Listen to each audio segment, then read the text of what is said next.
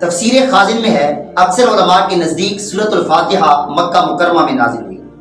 امام مجاہد رحمۃ اللہ علیہ فرماتے ہیں کہ سورۃ فاتحہ مدینہ منورہ میں نازل ہوئی۔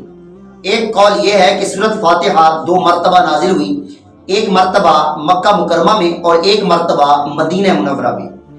عزیزان محترم، اس سورت کے متعدد نام ہیں۔ متعدد نام ہونے کی وجہ اس کی شرف و بزرگی کی دلیل ہے۔ اس سورت کا ایک نام ہے ام الکتاب اور ایک نام ہے ام القرآن، یہ قرآن کریم کی اصل ہے۔ اور اس سورت کا ایک نام ہے السبع المثانی، یعنی 1 سے زیادہ مرتبہ نازل ہونے والی 7 آیتیں۔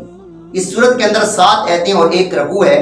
یہ سورت بہت متبرک سورت ہے، کیونکہ اس سورت کا ایک نام ہے فاتحۃ الکتاب، یعنی کتاب کی ابتدا کی جانے والی۔ جب کتاب شروع کی جاتی ہے تو اسی سورت سے، اور جب اس کتاب کو لکھا جاتا ہے تو اسی سورت سے، اور اسی سورت کو ہر نماز کی ہر رکعت میں پڑھا جاتا ہے۔ حضرت سیدنا محمد مصطفیٰ صلی اللہ تعالی علیہ وآلہ وسلم نے اس سورت کو شفا بتایا ہے۔ دیکھیے، حضرت عبد الملک بن عمیر رضی اللہ تعالی عنہ سے روایت ہے کہ نبی کریم صلی اللہ تعالی علیہ وآلہ وسلم نے ارشاد فرمایا کہ یہ سورت ہر مرض کے لیے شفا ہے۔ تو ہمیں چاہیے کہ ہم اس سورت سے اپنے مریضوں کا علاج کریں، یعنی اس سورت کا دم کر کے پانی پر اسے پلا دیں یا اس کا تعویذ بنا کر گلے میں لٹکا دیں تو انشاءاللہ العزیز افاقہ ہو جائے گا۔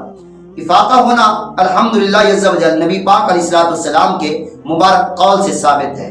معلوم ہوا کہ اس سورت کے اندر بہت ساری شفا رکھی ہے۔ اگر کوئی بندہ بہت تنگ ہو چکا ہے، اسے بہت مرضیں لاحق ہو چکی ہیں، تو وہ اس سورت کا وظیفہ شروع کر لے۔ انشاءاللہ اس کو پڑھتا رہے یا اس کا دم کر کے پانی پر یا کسی چیز پر کھاتا رہے پیتا رہے، انشاءاللہ چند دنوں کے اندر افاقہ ہو جائے گا۔